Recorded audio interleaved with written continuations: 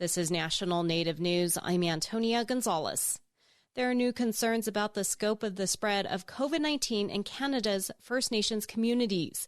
As Dan Karpinchuk reports, those worries have been raised after outbreaks in 24 reserves. Canadian government officials say the coming days will be key in trying to determine just how bad the spread of the virus is in First Nations communities.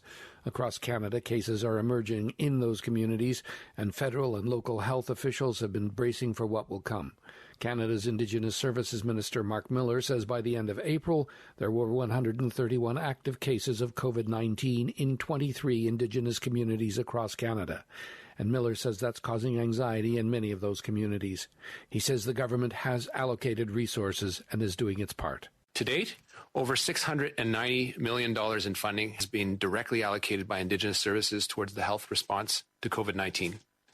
This includes activities undertaken directly by the department, such as procurement of supplies and nursing services, as well as the preparedness measures being undertaken by communities. Miller adds that one outbreak in particular in northern Saskatchewan has become a major concern. He says his department is working with the province and local First Nations health authorities and is sending personal protective gear and additional health professionals to the region. Miller also acknowledges that more money is needed to help organizations such as the National Association of Friendship Centers, who provide aid to Indigenous urban populations. For National Native News, I'm Dan Karpinchuk.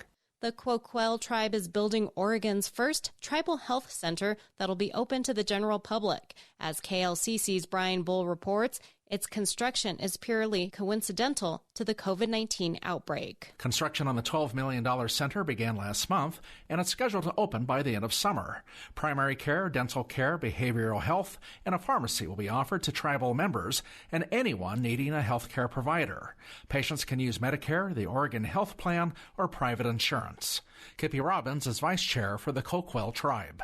It's going to be 3 times the size of our current clinic. It really is going to speak to our culture, and we're going to be addressing healthcare with a mind-body-spirit approach, and we so desire to share that with our community. Testing and tracking of COVID-19 will also be continued in the new center. Funding has been facilitated through a nonprofit lender, and federal New Markets tax credits will help reduce costs for the tribe.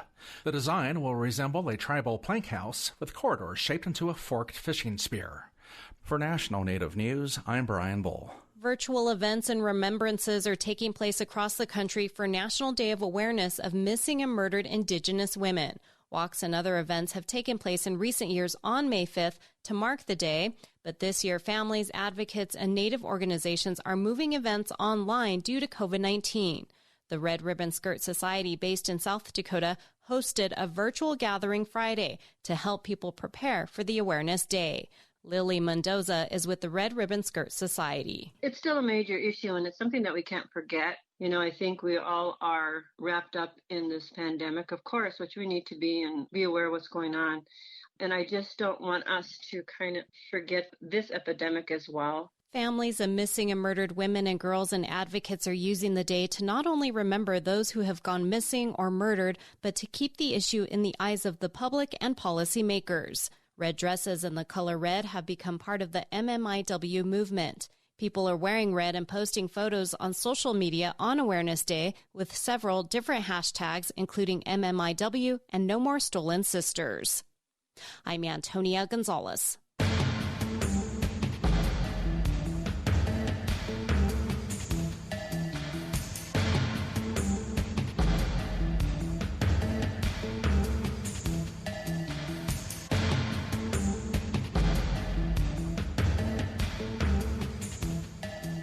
National Native News is produced by Koahnic Broadcast Corporation with funding by the Corporation for Public Broadcasting. Support by Western Governors University, where students apply what they already know, learn at their own pace, and graduate sooner with little or no debt. Information and application at wgu.edu/degrees. Support by BNSF Railway, moving our economy for over 165 years. Our vision is to operate injury and accident-free with safety programs, training, and technology. More at bnsf.com/tribal relations.